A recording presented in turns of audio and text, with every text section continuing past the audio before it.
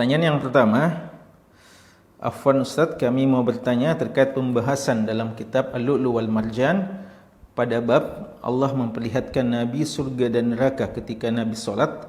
Disebutkan bahawa Asma mendatangi Aisyah saat ia solat, bertanya kepada Aisyah apa yang ia lakukan. Maka Aisyah menjawab dengan menunjuk bulan mengisyaratkan solat gerhana. Pertanyaan kami, apa hukumnya berbicara atau bertanya kepada orang yang sedang solat, dan pada kondisi apa seseorang bisa bertanya kepada orang yang sedang solat? Dan yang kedua, hal-hal apa saja yang membolehkan orang bergerak ketika solat, dan sampai sejauh mana batas seseorang bisa bergerak namun tidak membatalkan solatnya?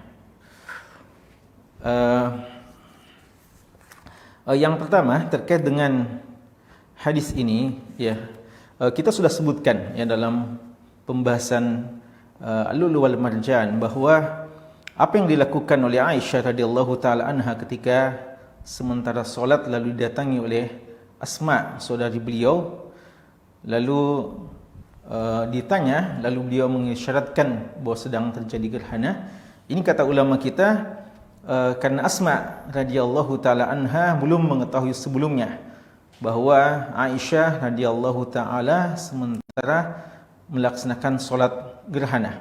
Karena hal itu belum diketahui sebelumnya solat tersebut, sehingga Asma tidak mengetahui apa yang sedang dilakukan oleh Aisyah radhiyallahu taala anha. Dan para ulama kita menjelaskan bahawa hukum asal tidak boleh seseorang untuk mengganggu orang yang sementara solat, Nabi kita sallallahu alaihi wasallam mengatakan inna fis salati la syughla. Dalam solat itu ada kesibukan, dan seseorang yang solat diperintahkan untuk khusyuk sekemampuannya. Maka tidak boleh seseorang yang sementara solat diganggu. Bahkan Nabi kita sallallahu alaihi wasallam pernah melarang orang yang saling mengganggu dengan bacaan mereka.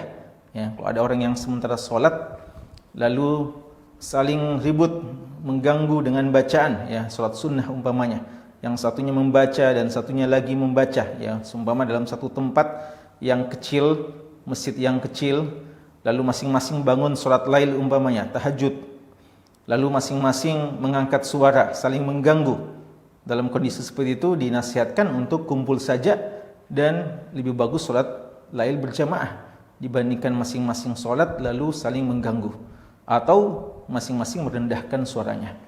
Atau seperti seorang yang membaca Al-Quran, lalu dia tahu ada di sisinya, di sampingnya orang yang sementara solat, maka dia tidak boleh mengangkat suaranya dengan bacaan Al-Qurannya lalu mengganggu saudaranya yang sedang solat, apatah lagi dengan hal-hal yang lainnya.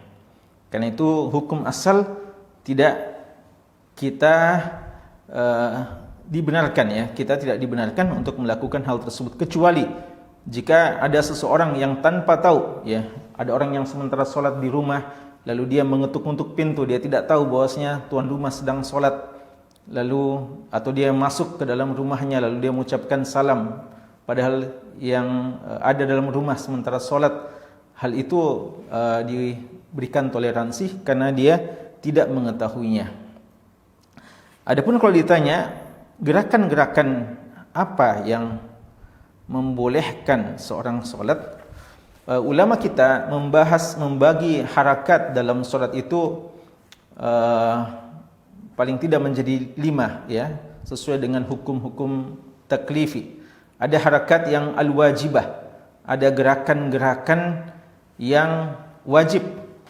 Gerakan-gerakan yang wajib ini adalah gerakan-gerakan yang memang diwajibkan untuk dilakukan, gerakan-gerakan solat yang memang hukumnya wajib, rukuknya, sujudnya, dan gerakan-gerakan yang lainnya yang dihukumi oleh para ulama kita sebagai gerakan yang wajib.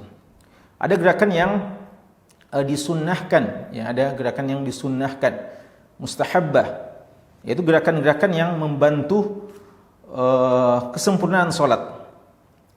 Seumpama seorang yang solat lalu salat berjamaah umpamanya, lalu ada tiba-tiba salah seorang jamaah yang pergi karena batal wudunya, lalu ada tempat yang lowong kita bergeser untuk menyempurnakan soft yang sempat lowong tersebut, atau mungkin di depan kita kosong, maka kita ke depan.